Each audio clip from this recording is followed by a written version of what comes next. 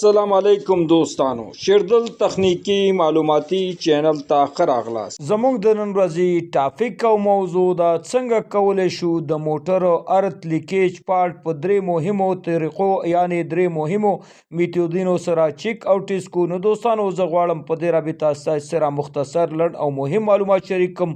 نو دوستانو دا ویډیو مه سکپ کوئ، تر اخره پورې وګورئ ترڅو د دې مفیدو معلوماتو څخه ځانونه برخمن کړئ. نو دوستانو راځو ټاپک او موضوع ته. دا درې ټیسټونه باید هر یو الکتریشن ته یاد وي، ځکه چې ارت لیکیج پارت ښکاري نه خو د دې نقصان شخص او ماشین ته رسیږي. اول ټیسټ اے سی ولټ طریقه.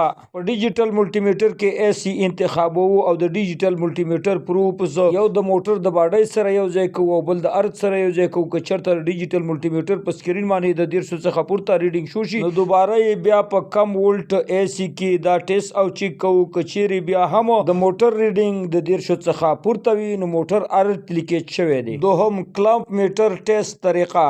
په کلامپ میټر کې اے سی امپیر انتخابوو او کلامپ نیوټرل او فاز دواړو ته یو ځای وراچوو. که چیرې ریډینګ د 0 څخه پورته وي او 0 نه وي نو موټر ارت لیکیج شوی دی. دریم ټیسټ انسولیشن ټیسټ. د هر څه د مخه سپلای بندوو. په میټر های ریزسټنس انتخابوو او د دې یو د فاز او بل د ارت سره یو ځای کوو. که چیرې د ډیجیټل ملټي میټر په سکرین باندې ویلیو یعنی ریډینګ مساوي نه راځي نو پوه شئ موټر ارت لیکیج شوی دی. دوستانو دا وا زموږ د نن ورځې ټاپک او موضوع ستاسې د توجه او لیدو څخه یو نړۍ مننه. السلام علیکم.